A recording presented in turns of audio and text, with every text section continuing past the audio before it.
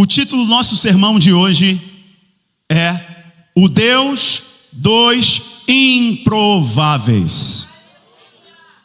Eu vou repetir. O Deus dos Improváveis. Nós vamos entender neste sermão que Deus usa situações improváveis e pessoas improváveis.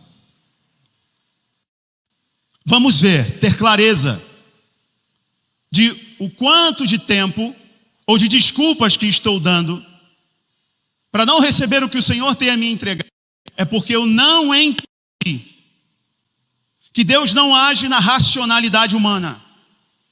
Deus não age no eixo cartesiano de x e y. Deus opera na esfera do impossível. Vou usar um termo aí comumente conhecido hoje em dia. Deus trabalha na frequência do impossível. Então, se eu quiser entender como Deus vai fazer, eu preciso abandonar a lógica humana e assumir o risco de viver pela fé. Viver pela fé é assumir o risco. Pode dar errado, mas eu vou me desafiar. Eu vou usar as palavras de Paulo. Fui moço, hoje sou velho, mas uma coisa eu tenho certeza: eu nunca vi um justo mendigar o pão, nem a sua descendência perecer. Ele está dizendo, valeu a pena viver pela fé, assumir o risco de viver pela fé. Eu gostaria de gentilmente, eu não vou pedir isso muitas vezes não, mas eu gostaria de gentilmente que você falasse para a pessoa do seu lado e falasse assim para ela, olhe para ela e fala assim, esses olhos azuis aí estão do teu lado. Fala assim para ela, o teu Deus, não, com essa entonação não vai acreditar em nada. Fala para ela assim, o teu Deus é o Deus dos improváveis. Irmãos, vamos ler aqui um texto. Vamos ler um texto que está em Marcos. Marcos, capítulo 16, do versículo 9 ao versículo 10. Leia comigo, por gentileza, Marcos 16, do 9 ao 10. Vai dizer assim, está na tela, se você quiser acompanhar na tela. Ou você que trouxe o exemplar da Bíblia Sagrada, parabéns para você. E leia comigo. Vai dizer assim: quando Jesus ressuscitou, ao alvorecer do primeiro dia da semana, apareceu primeiramente a Maria Madalena, de quem havia expulsado 7 demônios. 10. Então, ela foi e comunicou aos que com ele tinham estado. Eles, porém, estavam desolados e em prantos. 11. Não colocou 11 aí? Não colocou. Vai? Não? Não tem problema não. Só até o 10, tem problema não. Tem problema não. Só vai atrapalhar o pessoal da mídia lá. Volta o versículo 9, por favor. Quando Jesus ressuscitou, ao alvorecer do primeiro dia da semana, apareceu primeiramente a Maria Madalena. Eu queria que vocês grifassem. E se vocês anotam o sermão, parabéns, continue assim. Anote sempre. Grife aí, Maria Madalena. Agora você vai grifar, vai rachurar isso aqui, ó. De quem havia expulsado 7 demônios. A primeira pessoa que Jesus se revelou foi a Maria Madalena, uma mulher indigna, da qual ele havia expulsado 7 demônios. Lucas também vai corroborar com essa narrativa. Mas eu queria te mostrar algumas imagens e queria saber se você conhece. Vocês conhecem essa pintura aqui? Alguém conhece essa pintura aqui? Não fale o nome do autor, por favor, do artista. Essa é Noite Estrelada, de 1889. E essa outra aqui, ó, vocês conhecem? Íris, ou em outras traduções, Lírios, de 1889, essa obra de arte. E essa terceira? Os Comedores de Batata, de 1885. E essa quarta aqui, vocês conhecem? Os Girassóis, de 1889. Essa coisa linda. A quinta e última, vocês conhecem? O Retrato do Dr. Goethe, de 1889 também. Por acaso vocês sabem quem é o artista que criou essas obras? Quem? Vincent van Gogh. Van Gogh viveu a sua vida sem se encontrar. Vincent van Gogh produziu cerca de 2.000 obras, 1.100 quadros e mais de 900 rascunhos, ou na verdade 900 pinturas e mais de 1.100 rascunhos. Van Gogh nunca foi conhecido em vida, nunca teve as suas obras e o seu valor artístico reconhecido em vida. Van Gogh, podemos dizer, era depressivo. Van Gogh não se encontrava em nenhum outro trabalho. Van Gogh não era reconhecido sequer dentro de casa. Nenhuma de suas obras tiveram valor enquanto ele estava. Alguns dizem que Van Gogh se suicidou, dando um tiro no peito. Outros dizem que a história não contada é que ele estava brincando com alguns amigos, manuseando uma arma de fogo, e um disparo o alvejou. E dias depois, ele não resistiu ao disparo e faleceu. Fato é que Van Gogh, enquanto estava vivo, seu valor não era reconhecido. Ninguém conseguia perceber o valor, a preciosidade que eram as pinturas de Vincent van Gogh. Mas o interessante é que no ano de 2022, uma obra de Van Gogh foi vendida por mais de 100 milhões de dólares. Depois que Van Gogh morreu, a única obra que foi vendida foi uma troca. Uma amiga de seu irmão, porque Van Gogh era sustentado pelo seu irmão. Enquanto em vida, diz a história que ele não vendeu nenhum quadro. O único quadro que ele vendeu, na verdade, foi em morte, quando uma amiga de seu irmão, reconhecendo o valor, a beleza da obra de Van Gogh, decidiu então comprar para ajudar o irmão de Van Gogh. Ou seja, uma mente que não foi compreendida no seu tempo, uma beleza que não foi enxergada no seu tempo, uma preciosidade que ninguém entendia ao seu tempo. O verdadeiro valor das obras de Vincent van Gogh foram revelados após a sua morte. Ele não se entendia, sua família não entendeu, o mundo não entendeu, mas enfim, o seu valor se revelou. Talvez você não esteja entendendo nada agora, mas não gaste mais tempo buscando um caminho racional, porque existem coisas de valor que só Deus viu antes de todo mundo. Isaías capítulo 55, do versículo 8 ao versículo 9, dizer assim: os meus pensamentos não são os vossos pensamentos, e os meus caminhos não são os vossos caminhos. Deus vê de um modo diferente. Deus opera de um modo diferente.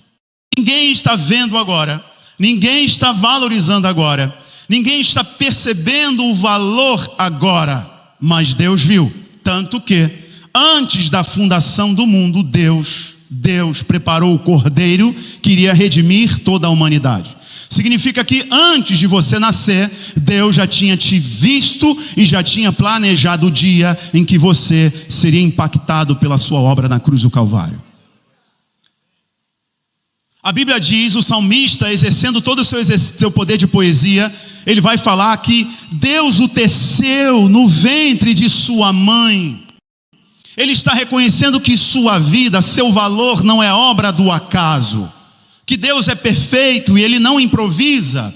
Ele tem um plano perfeito sobre todas as coisas, incluindo a minha vida. Diga comigo assim: Deus tem um plano perfeito para mim. Vamos falar mais forte isso: Deus tem um plano perfeito para mim.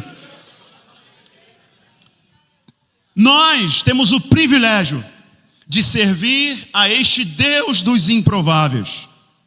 Eu separei algumas situações para vocês que estão aqui hoje, que não entenderam ainda o que Deus quer fazer na vida de vocês, que não entenderam ainda a grandeza do que vocês receberam, o poder que vocês receberam, e o que Deus pode fazer em vocês e através de vocês. Eu separei alguns pontos para que vocês possam explodir diante dessa palavra e saírem daqui saltando convictos da palavra do Senhor. Amém, irmãos? Primeiro, quando Deus quer libertar uma nação, Ele faz isso aqui, ó. Ele escolhe um menino. Eu quero provar para vocês que Deus, quando quer fazer algo extraordinário, Ele utiliza o improvável. Anote isso, porque vai fazer você ficar menos cansado e mais confiante, menos exausto na força do teu braço e mais firme no poder da fé. Deus, quando quer fazer algo impossível, Deus, quando quer operar o milagre, Ele procura um improvável, um terreno improvável, uma situação improvável. A primeira prova de que Ele é o Deus dos improváveis é que quando Ele quer libertar uma nação, Ele escolhe um menino. Não há nada mais antagônico. Meu Flamengo foi campeão ontem.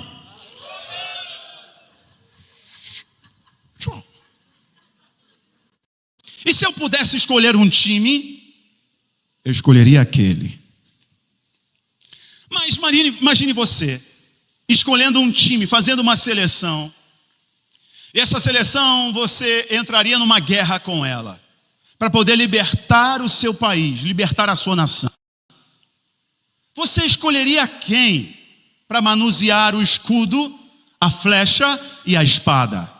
Você escolheria os melhores? Os mais habilitados, aqueles que trazem mais marcas de batalhas, são mais experimentados na guerra. Deus não. Deus não precisa de histórico positivo para mudar o futuro de uma nação, porque melhor é o final do que o começo. Deus, quando queria libertar Israel, usou quem? Um menino.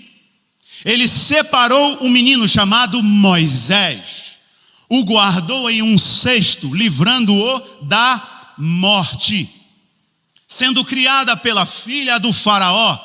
Olha a mente de Deus, olha a lógica do céu. Para libertar uma nação, ele não precisa de guerreiros, ele só precisa de meninos que confiam no nome dele. Eu vou repetir isso para você dar um glória a Deus ou ficar animado, tá bom? Para Deus libertar uma nação, Ele não precisa de guerreiros, Ele precisa só de meninos que confiam no nome dEle. Que você seja esse menino hoje, que você seja essa menina hoje.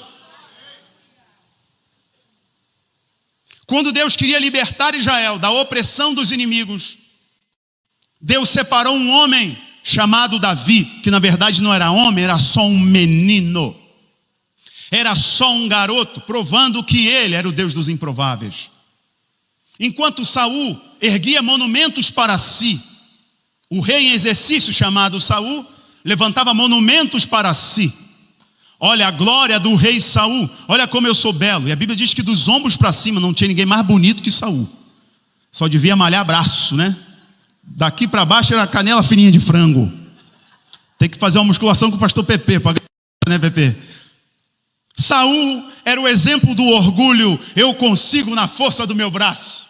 Aí Deus, para dar uma tapa na cara dos israelitas orgulhosos, Ele decide separar um menino que não tinha nenhuma experiência, Max, manuseando espada, mas tinha experiência no secreto com Deus. Deus não está preocupado se você tem muitos recursos. Deus não está preocupado se você veio de um berço difícil.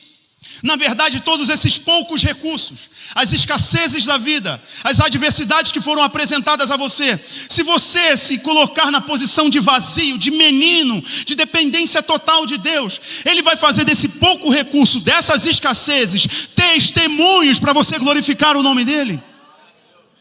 Porque Ele é Deus dos improváveis. Deus, quando quis libertar a humanidade do jugo do pecado, da opressão do pecado, do distanciamento que nós tínhamos de Deus, porque todos nós estávamos longe de Deus.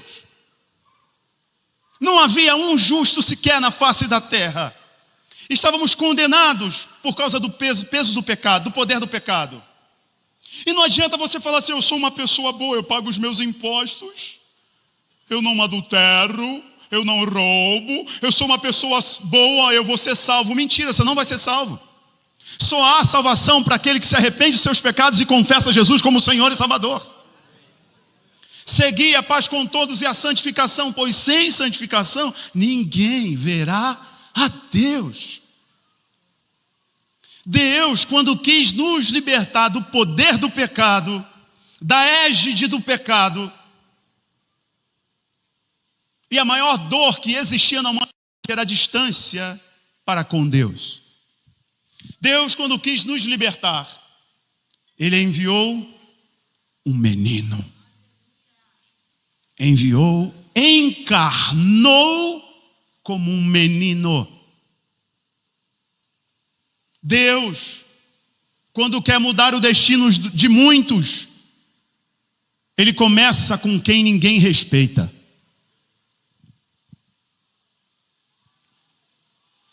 Por quê, pastor? Porque Deus gosta de dar grandes histórias com pequenos começos. Zacarias capítulo 4, versículo 10, nos ensina assim: não despreze os pequenos começos. 2. Quando Deus quer ensinar ao mundo, Ele escolhe os iletrados. O avivamento está lá em cima, hein? Quando Deus quer ensinar o mundo, Ele escolhe os iletrados. Anote isso, se você está anotando. Quando Deus quer quebrar o orgulho dos mestres do mundo, Ele levanta os ignorantes. Irmãos, eu não sei vocês, e aqui eu não quero exaltar a preguiça e a falta de estudo, porque é bom estudar. Tanto que o homem que mais foi usado para fortalecer a igreja e abrir igreja era um homem letrado, doutor, filósofo, apóstolo Paulo. Mas eu não sei vocês. Eu já fui em alguns lugares, aquelas igrejinhas. Não sei vocês, mas eu já vi algumas pessoas que falavam tudo errado. Ele não conseguia nem sequer, às vezes, concluir o raciocínio. Mas quando abria a boca, tinha uma unção, uma graça tão grande, que você percebe, esse cara anda com Jesus Cristo. Isso que eu estou falando, eu estou só parafraseando o Novo Testamento, o livro de Deus. Quando Deus quis ensinar os letrados, que estudaram aos pés do maior mestre da época de Cristo, chamado Gamaliel. Paulo estudou aos pés de Gamaliel. Deus, quando quis ensinar esses homens, Ele levou os apóstolos para poder pregar para eles.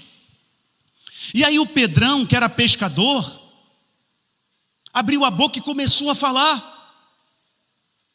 Atos capítulo 4, versículo 13, vocês vão ler isso. Que depois os apóstolos terminaram de falar, os homens letrados, que dominavam a gramática, assumiram a palavra e falaram assim: certamente este homem que acabou de falar a vocês é agramatos. Agramatos é sem gramática. Nós fumo, falou tudo errado. Assassinou o grego da época.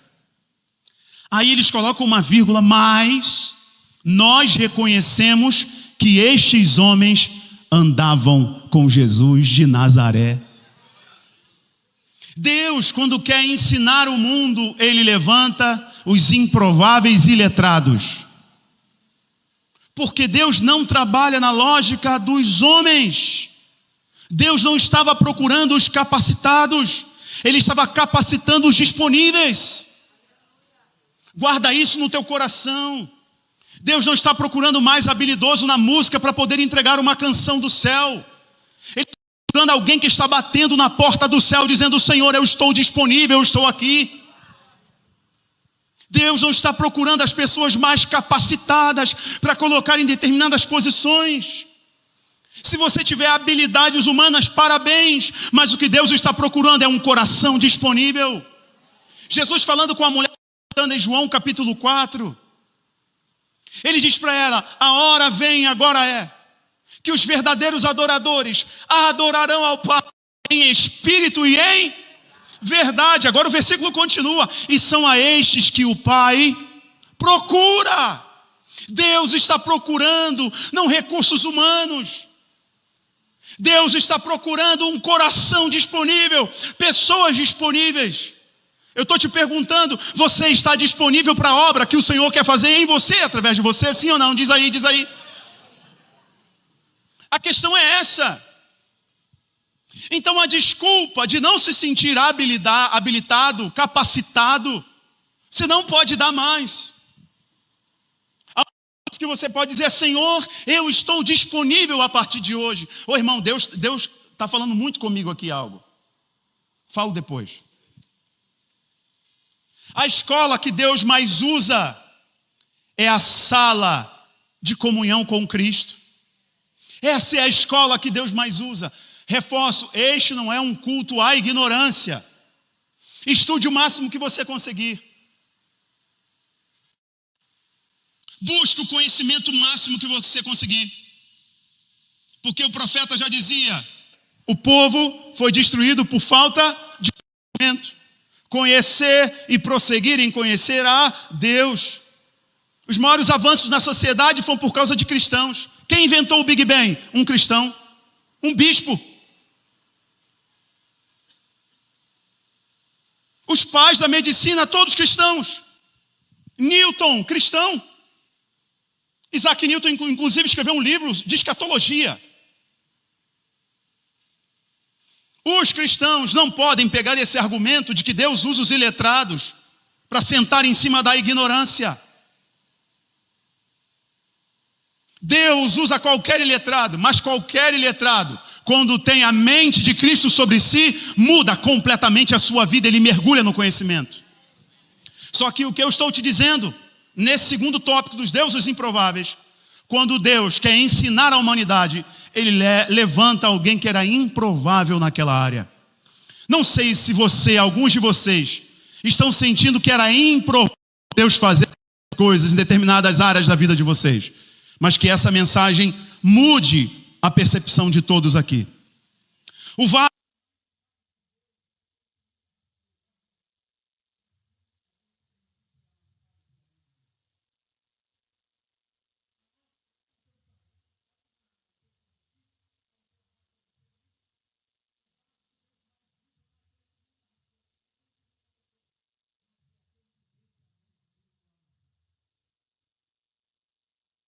Ele é Deus dos improváveis. 3. Quando Deus quis estabelecer o seu trono, ele escolheu uma manjedoura e uma cruz. Irmãos, quando Deus quis estabelecer o seu trono, ele não escolheu os materiais mais refinados e mais sofisticados dessa terra. Ele escolheu uma manjedoura e uma cruz. Símbolo de simplicidade, de vulnerabilidade. É inconcebível para uma mente racional, religiosa, meritória. Um Deus que se esvazia, se torna carne e compra uma guerra que não era dele, assume pecados que não era dele, era meu e era seu. Filipenses capítulo 2 é a teologia do esvaziamento. Pois ele se esvaziou, assumindo a forma de servo. Paulo está escrevendo no livro mais alegre, o livro mais alegre de Paulo é Filipenses. E Paulo escreveu esse livro quase todo ele na prisão. E é o livro mais alegre que Paulo escreveu. E ele vai nos explicar que Cristo decidiu despir-se de sua glória e habitar entre nós, tabernacular entre nós, vestir as vestes que eram nossas. Deus, para provar que ele escolhe os improváveis, ele decide vir em uma manjedoura, demonstrando simplicidade, entrando em Jerusalém, montada em uma jumentinha, exemplo máximo de humildade e não de orgulho. Quer conhecer alguém que serve a Deus de verdade? Não é o quanto ele prega. Não é se ele fala em língua estranha, bem estranha. Não é se ele faz um Quer conhecer alguém de verdade? Veja se há humildade no coração dele. Porque a principal marca de quem conheceu a Deus é que ele é tão humilde que ele é capaz de pedir perdão. Ele é tão humilde que ele é capaz de, quando ele sente o Espírito Santo, ele não se sente maior do que os outros. Quando ele recebe a presença de Deus na sua vida, ele nota que ele é tão pequeno, que ele é tão falho, que ele percebe que o melhor lugar que ele pode estar é aos pés do Senhor todos os dias. Irmãos, o reino de Deus sempre começará entrando pelas portas mais amáveis. Ao nascer em Belém, ele mostrou humildade. E no Calvário, sendo humilhado, ele mostrou a vitória. Deus trabalha numa frequência diferente da nossa. Para vencer, ele assumiu a nossa derrota na cruz. Era a nossa derrota, era o nosso fracasso. Era o fracasso da humanidade, subjugada pelo poder do pecado. Quarto, quando Deus quis ensinar a Israel a lealdade, ele pôs a vida dos espias de Jericó nas mãos de uma prostituta. Eu gostaria que abrisse aí, em Josué, capítulo 2, mídia, põe para mim, Josué, capítulo 2, versículos 11 até o versículo 15. Quando Deus quis ensinar a Israel a lealdade, ele pôs a vida dos espias de Jericó nas mãos de uma prostituta. Olha o que Deus faz. Olha como Deus opera. Josué, capítulo 2, versículos 11 até o versículo 15. Mídia, quando tiver, põe aí para mim, por gentileza. Eu vou abrindo aqui enquanto isso.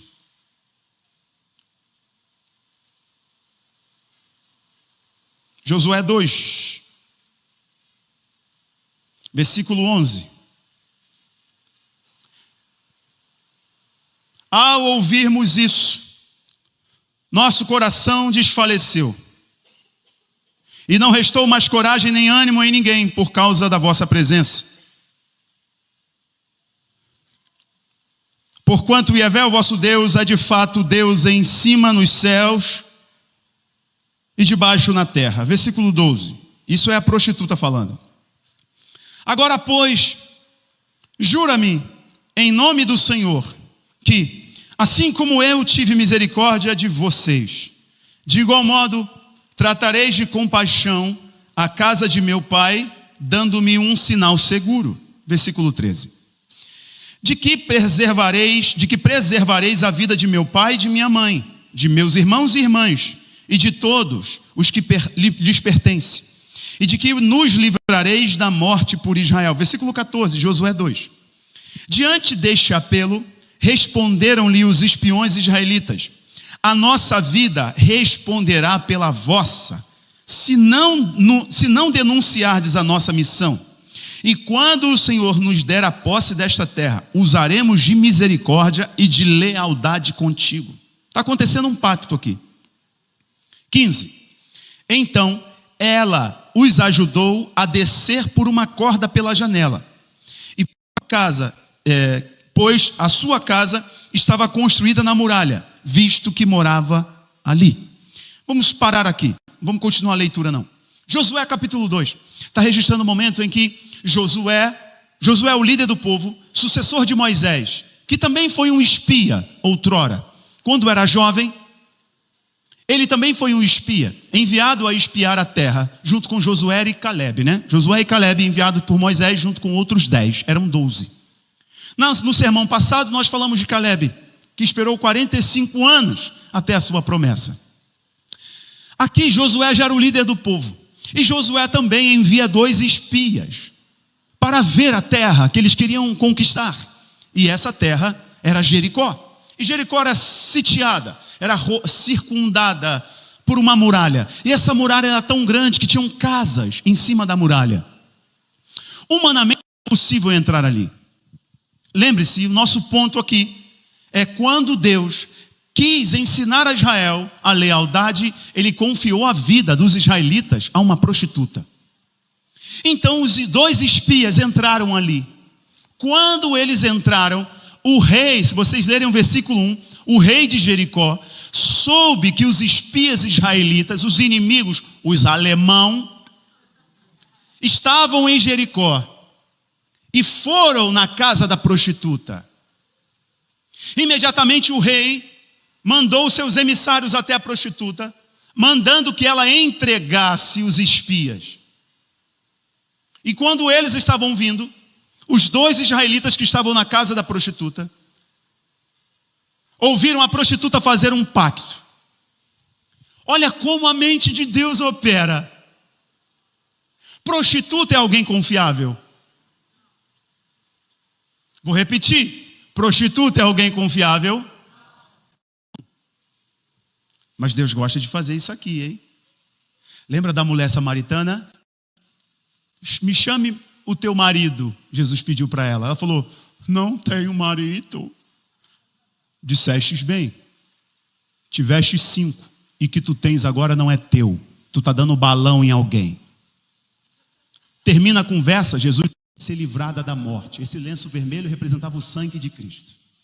E ela fala, eu vou colocar então aqui um lenço vermelho. Quando vocês entrarem para tomar a cidade, lembrem-se de mim e do pacto que fizeram comigo. Irmãos, chegam os soldados de Jericó. Cadê os homens? Cadê os homens? Não, já saíram, já foram. Passaram o portão da cidade. Eles estavam escondidos dentro da casa dela. Deus, querendo ensinar a Israel o poder da lealdade, o poder da fidelidade, colocou a vida deles na mão do infiel, na mão de uma improvável. Essa mulher foi um exemplo tão grande de fé, que se você abrir em Mateus capítulo 4, você vai ver que o nome dela está na genealogia de Cristo.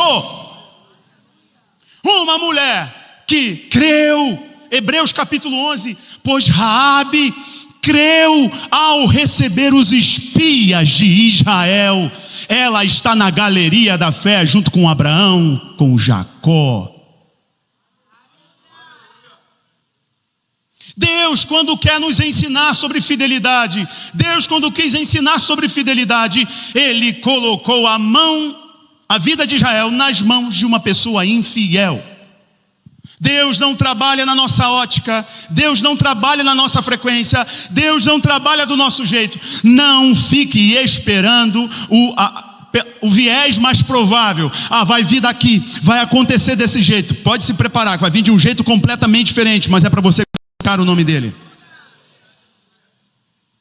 5. Quando Deus quer levantar um profeta, Ele escolhe Tisbe. Olha que coisa bonita. Quando Deus quer levantar um profeta, Ele escolhe Tisbe. Nós somos tendenciosos a acreditarmos que Deus estará nos lugares mais prováveis.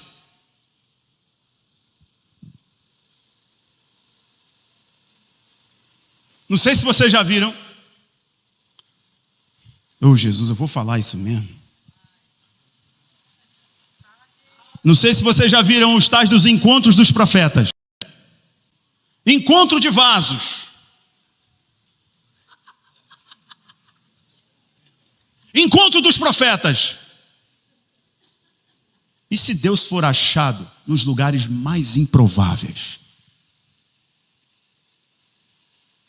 E se Deus está usando pessoas por profetas para você? E elas não estão falando em línguas, não estão sapateando. E elas estão sendo a boca de Deus para você e você está ignorando.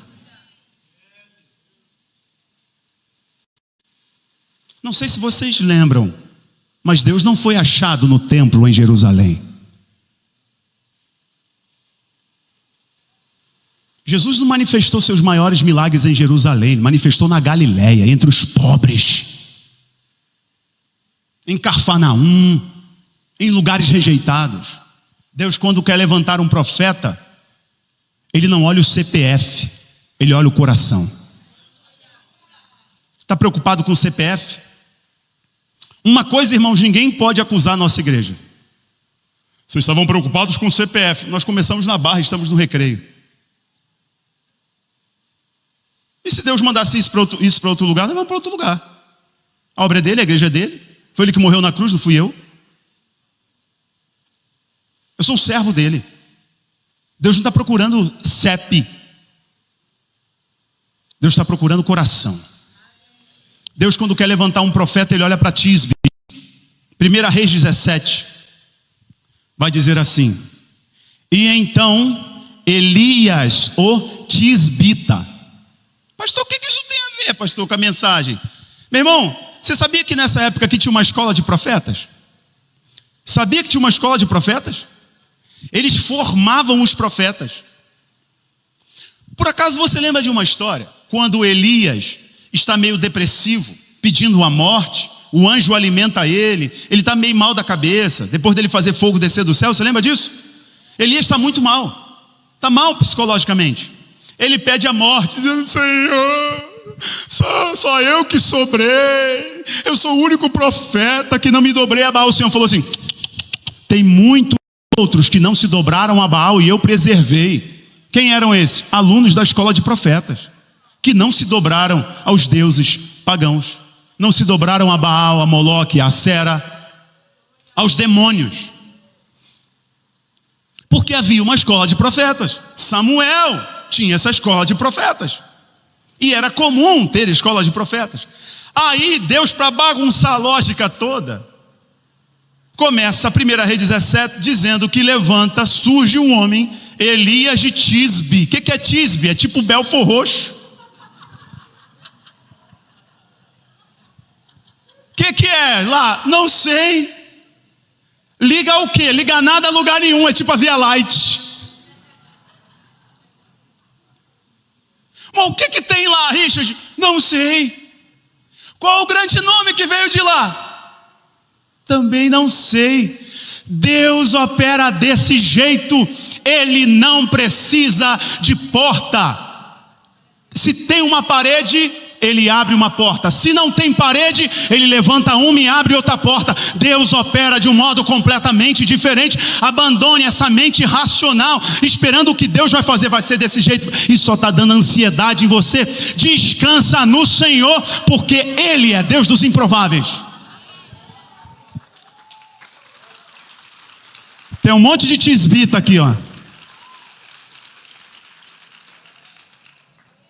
Gente que não veio de uma boa escola. Irmão, não vim de uma boa escola mesmo, hein? Não vim, hein? Deus já me deu cada livramento de morte. Tem gente aqui que se abrir a boca para falar do seu passado, melhor nem falar. Tisbe. Bastou um encontro com a cruz de Cristo e foi suficiente. Os improváveis estão vindo de CEPs fora do radar. Deus não está procurando a igreja da sensação para o último avivamento. Deus não está procurando a igreja que tem a parede lilás, porque agora é a igreja de parede lilás. Por quê? Porque eu só vou liberar o último avivamento na igreja lilás, que tem a célula. Para de botar Deus dentro de uma caixinha. Ele levanta profeta de Tisbe, de Belfor Roxo, de Nilópolis, da Barra, do Recreio, de qualquer lugar. Deus, quando quer levantar seus profetas, Ele não escolhe o CEP, mas Ele sabe o endereço que vai levar os seus profetas. Existem pessoas aqui que Deus vai levantar como improvável. Escute o que eu vou falar, hein? Seja responsável ao dizer eu recebo. Seja responsável ao dizer eu recebo, hein? Que isso pode custar a tua vida e a tua liberdade. Seja responsável ao que eu vou falar. Deus vai levantar alguns tisbitas aqui, que vão botar o dedo na cara de corruptos e vão denunciar a corrupção, ainda que isso custe a tua vida ou a tua liberdade. Mas se o Senhor te levantou, fique tranquilo. Fique tranquilo, porque o exército celestial estará contigo. Quando Deus quer te honrar, primeiro Ele te esconde. Olha o antagonismo do céu. Quando o Deus dos improváveis quer honrar alguém, primeiro ele o esconde. Ah, como isso bagunça a nossa cabeça. Porque alguém que vai ser honrado, obviamente, é alguém que todo mundo vai ver ele sendo abençoado, vai sendo honrado. Só que Deus não trabalha assim. Para ele te honrar, primeiro ele te esconde. 1 Reis, capítulo 17, do versículo 1 ao versículo 3. 1 Reis, capítulo 17, do versículo 1 ao versículo 3. Vocês vão ler uma história de uma mulher chamada Atalia. Qual o nome dela? Atalia era uma mulher perversa, idólatra. Uma mulher, Segunda Reis, eu falei a referência de Elias. Segunda Reis, capítulo 11 e Segunda Crônicas, capítulo 22. É a história de Atalia. Atalia era uma mulher perversa. Ah, você colocou na tela? Ali, ó, tá lá, ó. Olha, lê comigo, ó. Tá na tela, tá no telão. Quando Atalia, mãe de Acasias, soube que seu filho estava morto, mandou matar toda a família real. 2. Dá para colocar o 2? Só trabalhamos com 1. Mas, rapaz, ali está muito pequeno para mim. Mas Joseba, filha do rei Jeorão, olha que nome bonito para você que vai ser mãe agora. Mas Joseba, filha do rei Jorão, e irmã de Acasias, pegou Joás, pegou quem? Um dos filhos do rei, que iam ser assassinados, e o colocou num quarto, com a sua ama, para escondê-lo de Atalia. Assim, ele não foi morto. 3, põe o 3, por favor. 6 anos ele ficou escondido com ela no templo do Senhor, enquanto Atalia governava o país. Deixa eu te contar aqui a história, o resumão. Essa mulher Atalia é aquela mulher que sofria com a síndrome do poder. Ela queria estar no poder a todo custo. É a tal da mulher empoderada hoje, que é o mesmo espírito, é o espírito de Jezabel. Toda mulher empoderada está possuída de um espírito de Jezabel. E para a mulher se empoderar, tem um homem que foi desconstruído atrás dela. E essa mulher aqui, ela não aceitava o poder sair da sua família. O rei morreu, ela deu um golpe de estado. Ela saiu matando todos os descendentes da família real. Todos. Até que uma mulher viu uma criança pequenininha, um bebezinho, recém-nascido. Viu ele ali, pegou ele, escondeu ele e colocou ele onde? Atrás do templo. 6 anos Joás ficou escondido atrás do templo, ouvindo as palavras, ouvindo os louvores, ouvindo as cerimônias, ouvindo Deus dizer que mudaria, ouvindo Deus dizer que ia fazer, ouvindo Deus dizer que ia honrar, ouvindo dizer que Deus era poderoso, ouvindo dizer que Deus ia fazer algo extraordinário, ouvindo o sacerdote dizer que Deus ia fazer coisas maravilhosas, ouvindo o sacerdote dizer Deus já abriu o mar, Deus já fez coisas poderosas, ouvindo isso tudo, mas ele estava escondido porque era um menino. Antes de Deus honrar o improvável, primeiro ele o esconde. Talvez algumas pessoas estão dizendo assim: Deus me esqueceu. Bobo é você, ele te escondeu. São coisas completamente diferentes. Eu percebi que no tempo da pandemia Deus me escondeu. A última agenda que eu fiz antes da pandemia, eu estava com o Rafael Almeida, está aqui. Nós estávamos voltando de Campinas. E eu disse para ele no aeroporto, não sei se ele vai lembrar: Rafael, acabou aqui. O mundo vai trancar. Pode esquecer. Durante um bom tempo, o mundo vai mudar, Rafael. Verdade ou mentira? E eu percebi, irmãos, que durante toda a pandemia, Deus estava me escondendo. Na minha cabeça, de quem já tinha rodado vários lugares do mundo, rodado vários países, ido em todos os estados do Brasil, cantar, pregar, dar conferência e por aí vai. Chegou um período da pandemia que eu estava entrando em depressão.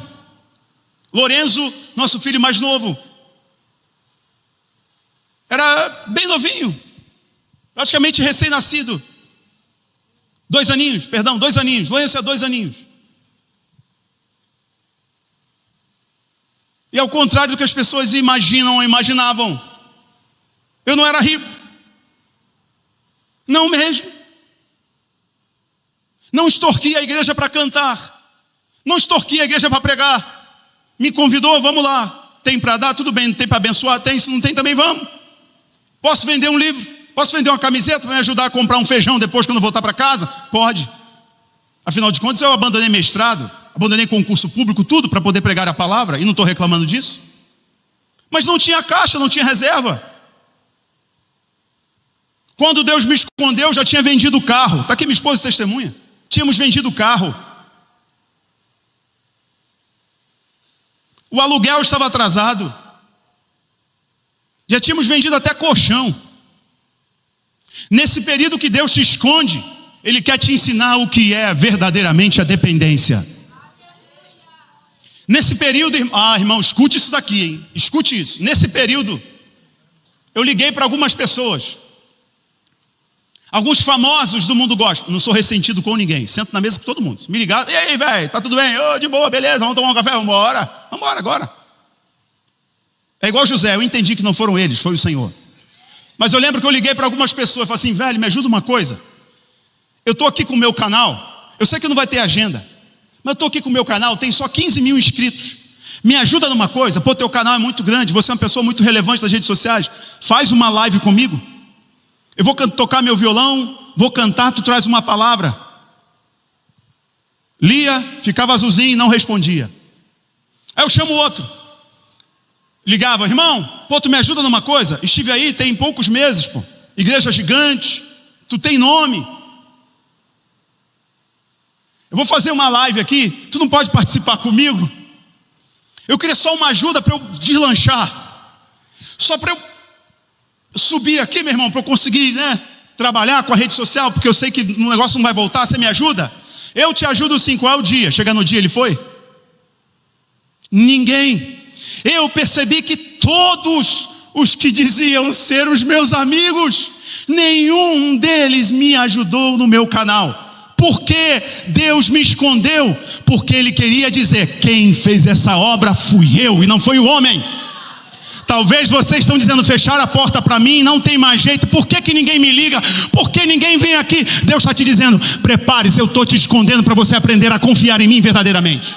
Será que essa palavra é só para mim ou mais alguém aqui ou na internet?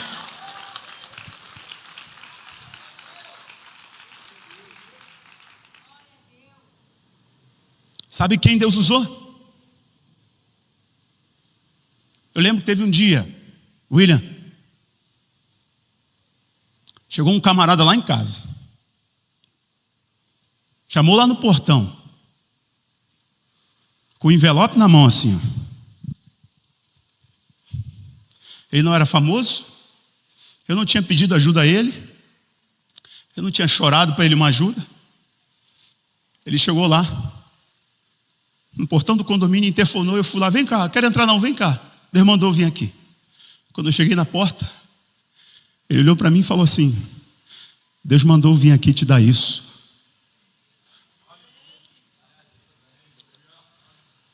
Era o que a gente foi abençoado para fazer compra. Quem era ele? Um anônimo. Quando Deus secar as tuas conexões, quando você sentir que está sozinho, levanta a tua cabeça. O céu está preparando o cenário improvável para você. Antes de Deus honrar Joás, ele o escondeu. Por que Deus nos esconde? Porque se Deus não escondesse Joás, ele estaria morto. Existem pessoas aqui que se Deus não tivesse as escondido, elas já estariam mortas. E a culpa não seria do diabo, seria tua mesmo. Porque Deus já te advertiu várias vezes, muda a tua rota, muda o teu caminho. E para você entender, Ele te desconectou de todo mundo, Ele te escondeu. Ele não te esqueceu.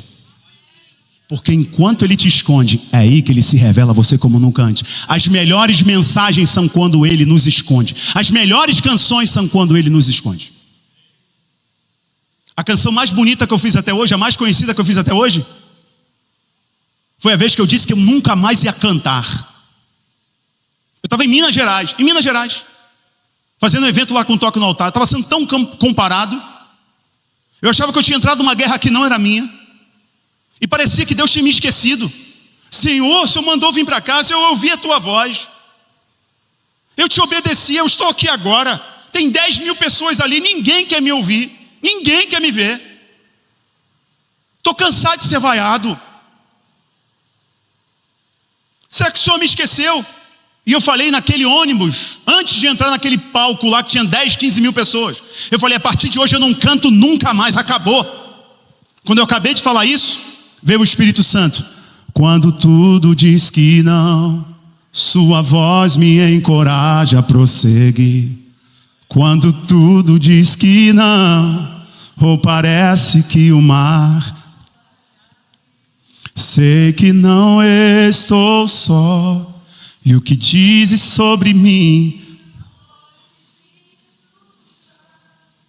venha em meu favor e cumpra em mim teu querer. O Deus do impossível não desistiu de mim, sua destra me sustenta e me faz prevalecer. Quando a gente está escondido, a gente faz as orações mais sinceras da nossa vida. A gente para de engodo religioso. Amantíssimo Deus, soberano Pai, se o Senhor quiser fazer, amém. Se o Senhor não quiser fazer, amém também. Quando a gente está escondido, é vai ou racha. Porque a gente sabe que é só a gente. É igual Ezequias, quando Isaías chega para ele e fala assim, prepara a tua vida, porque tu vai morrer. Quando Isaías dá as costas, o profeta dá as costas, Ezequias bota a cara na parede e grita, Senhor, lembra-te de mim. As orações mais fervorosas é quando Deus nos esconde. Porque o nosso coração é enganoso, a gente se acostuma com a presença de Deus. Se acostuma com um arrepiozinho na orelha quando escuta uma música boa. Se acostuma só a dar um oh glória quando a palavra é boa. Mas quando Deus nos esconde, meu irmão, o joelho fala que é uma maravilha. As lágrimas rolam que é uma maravilha. O coração se quebranta que é uma maravilha. Então Deus nos esconde. Primeiro, porque se Ele não nos escondesse, estaríamos mortos. 2, se Ele não nos escondêssemos, nós nunca deixaríamos de ser crianças. Joás só foi tirado do templo depois de 6 anos. 6 é o número do homem. É óbvio que 6 anos ainda é uma criança, é um bebê. Mas ele só saiu de trás do templo enquanto Atalia, perversa, maligna, governava. Ele só saiu depois de 6 anos. É como se Deus quisesse dizer, eu não revelo meninos, eu revelo homens. Eu dou promessas para os meninos, mas elas se cumprem quando eles se tornam homens. E aqui não tem a ver com idade biológica, aqui tem a ver com postura mental. Muitas coisas não aconteceram ainda na minha vida, porque ainda sou menino em algumas coisas. Deus tem tanta coisa para fazer em você, mas tu continua o mesmo menino há 50 anos de idade. Tão brabão, tão machão para tanta coisa, mas é um garoto para as coisas espirituais. Deus quer hoje tirar você lá de trás, ou na verdade Ele quer te esconder para você deixar de ser menino. Existem coisas que Deus quer fazer no nosso país, mas o céu está dizendo assim, até quando eu vou ter que ficar escondendo esse menino? Até quando eu vou ficar escondendo ele? Está na hora de sair daí de trás. Deus, para levantar os improváveis, eles precisam deixar de ser meninos. 3, se Ele não te escondesse, o poder te seduziria. Deus escondeu Joás, porque se Deus não escondesse, o poder o seduziria. Irmãos, nós somos seduzidos nas coisas mais básicas. Dinheiro e poder. E eu costumo dizer que o dinheiro e o poder não corrompem ninguém.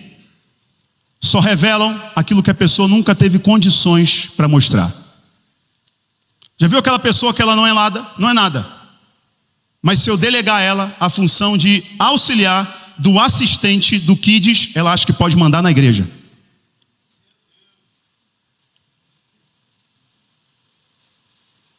Não é nada, não tem nada, e ninguém aqui é nada, somos todos servos. E se você acha que pode falar mais alto que alguém pelo carro que tu ocupa, tu não entende nada. Não entendeu nem o que é o evangelho. Maior é o que serve, maior é o que lava os pés, maior é o que pede perdão, maior é o que faz quando ninguém está vendo e não quer aplauso humano. Irmãos, vocês sabiam que o prédio mais alto do mundo é o Burj Khalifa? O prédio lá no Emirados Árabes, em Dubai. O Burj Khalifa, para ele ser tão grande, 800 e tantos metros, é o maior prédio do mundo. Sabe quantos metros tem para baixo? 50. Quando Deus te esconde, Ele quer que você vá mais profundo nele. Enquanto Deus está te escondendo, Ele está te chamando para a oração. Ele está te chamando para você colocar a sua vida no eixo, para você organizar o seu tempo, organizar a sua saúde. Que não adianta você falar que Jesus cura e continuar entupindo a tua cara de açúcar. Oh, Deus está falando. Não adianta. Deus está te escondendo para você fincar as tuas estacas. O Burj Khalifa tem 192 estacas. Ele tem 45 metros cúbicos de concreto na sua fundação. Tem mais de 30 toneladas de aço na sua fundação. O tempo que ele demorou para ir para baixo foi quase o tempo que ele demorou para ir para cima. Se Deus não nos esconder, nós queremos fazer edifícios grandes e exuberantes, mas sem nenhuma fundação. Se Deus não nos esconder, nós não percebemos que a maior fundação da nossa vida é a nossa própria vida com Ele e a nossa família. Nada vai compensar o amor da tua mulher, nada vai compensar o sorriso dos teus filhos, nada vai compensar, nada paga melhor do que um amor da tua esposa, do que o abraço dos teus filhos. Pare de negociar a fundação da tua vida querendo construir grandes edifícios. Deus nos esconde para nós valorizarmos as estruturas da nossa vida. O que te mantém de pé é quanto você cava e ninguém vê. Nossa igreja tem, nós vamos encerrar agora, nossa igreja tem menos de um ano, temos 7, vamos para 8 meses. Vocês viram a gente fazendo algum evento aqui? Espetáculo? Tem um pregador novo, toda semana tem um cantor novo, toda semana tem um barulho novo. Vocês acham que não seria legal? Você acha que eu não gosto disso? Você acha que eu não gosto? É óbvio que eu gosto. É óbvio que é legal. Trazer pregador de fora é legal, é parte do reino, é legal, é bênção. Só que uma igreja que cresce pelo entretenimento, que cresce pelo espetáculo, é um Burj Khalifa sem 50 metros de profundidade. Eu não estou preocupado se daqui a 2 anos nós vamos ter 5, 10 mil pessoas. Eu estou preocupado é se agora vocês conseguem enfiar as estacas junto comigo. É se agora a gente consegue pagar um preço de oração. É se agora vocês entendem a pregação simples do Evangelho. É se agora o nosso coração queima por Jesus. É se agora a gente consegue se amar e se respeitar, sem querer, sem querer ser melhor do que o outro. Isso é o quê? Cave, enfinque as tuas estacas, porque na hora certa Deus vai fazer esse edifício crescer. E quando Ele falar, chegou o tempo, menino, sai de trás do templo e senta no trono. Meus irmãos, quando Deus quis revelar a imagem do Filho glorificado, Ele mostrou a cruz. Quando Deus quis revelar a imagem do Filho glorificado, Ele antes mostrou a cruz. É o 7º ponto. Nós não conseguimos enxergar a beleza do Espírito Santo Nós não conseguimos enxergar a beleza do Espírito Santo sem antes contemplarmos o espanto, o horror dos nossos pecados cravados na cruz. É antagônico mesmo, porque Deus trabalha assim. Não tem como nós enxergarmos a beleza de Cristo sem antes nós não enxergarmos que os nossos pecados estavam estampados ali. E como a cruz foi horrenda, não tem como chamar o Criador do mundo de Pai sem antes ouvirmos as marteladas dos cravos nas mãos de Cristo. A cruz era o espelho que o homem vê duas verdades. Primeiro, o quão terrível é o meu pecado. Segundo, o quão insondável é o amor de Deus e eu não mereço. A ressurreição de Cristo só faz sentido depois da glória do Calvário. Deus planejou a cruz e Ele quer que toda a humanidade olhe para a cruz e se espante com a cruz, porque a cruz é espanto, porque a cruz é o meu pecado e o teu pecado. Todos os dias que eu olho para ela eu tenho que me espantar. Mas eu só consigo receber a glória da ressurreição de Cristo se primeiro eu ver esse horror da cruz do Calvário. Porque ali estava quem era eu. Ali foi crucificado o que eu merecia. Último, Deus, quando quis anunciar ao mundo que Jesus havia ressuscitado, Ele escolheu o testemunho mais irrelevante. Agora a gente volta ao texto principal para concluir. Marcos capítulo 16, versículo 9, a gente volta nele. Mídia, coloca na tela Marcos 16, versículo 9 e 10, e a gente conclui. Quando Jesus ressuscitou ao alvorecer do primeiro dia da semana, apareceu primeiramente a Maria Madalena, de quem havia expulsado 7 demônios. Então ela foi e comunicou aos que com ele tinham estado. Eles, porém, estavam desolados e em prantos. A coisa mais extraordinária é que Deus, quando quis espalhar a notícia de que o Filho havia ressuscitado, Ele escolheu o testemunho mais improvável. O testemunho de uma mulher. E de uma mulher que tinha 7 espíritos malignos anteriormente. Olha como Deus trabalha. Tem até um vídeo que é um meme. Não sei se vocês viram um vídeo que é um meme, em que os homens estão sentados numa fogueira vestidos com roupas típicas do primeiro século. E eles estão discutindo assim: o evangelho é uma farsa. O evangelho é uma grande farsa. Agora, vamos fazer o seguinte, vamos forjar tudo. Vamos forjar tudo. Aí o outro fala assim: e como é que a gente vai dizer que Jesus ressuscitou? Bota uma mulher para falar que viu ele primeiro. Pô, mas ninguém vai acreditar na mulher, o testemunho dela não é bom. Bota Maria Madalena. Pô, mas ela teve 7 demônios. O meme é esse. Ou seja, o testemunho público de uma mulher não tinha o mesmo valor que o testemunho de um homem. Ainda mais de uma mulher que era possessa de espíritos malignos. É Marcos que diz isso, não sou eu que estou inventando. Olha o que Deus está fazendo. A maior notícia da história da humanidade, Ele confiou para uma mulher que tinha um histórico terrível. A maior e mais bela notícia que nos trouxe até aqui, Ele colocou na boca de uma improvável. Maria Madalena. Primeiro, pastor, por que Ele colocou esse testemunho na boca de uma mulher? Porque a primeira palavra que induziu a humanidade a cair foi na boca de uma mulher. E para redimir, o testemunho tem que vir da boca de uma mulher. Gênesis capítulo 3 diz que a serpente induziu Eva. Ela acreditou, comeu e deu para Adão. Jesus, ao ressuscitar, primeiro Ele se revela a uma mulher. É como se Ele dissesse: por uma, e por Adão, obviamente, mas por uma o pecado entrou na humanidade. Por outra, a notícia da redenção se espalha para toda a humanidade. Cristo escolhe os improváveis. 2. Agora, uma mulher liberta é a primeira a ouvir do Cristo ressuscitado. É como se Deus estivesse dizendo: eu estou redimindo todas as pecadoras. Talvez você ouviu isso até aqui. Talvez você ouviu todo este sermão e percebeu o que Deus está fazendo com você. Eu ouvi essas palavras quando Deus ministrou o meu coração e eu percebi o que Ele queria falar comigo. Eu sou este improvável.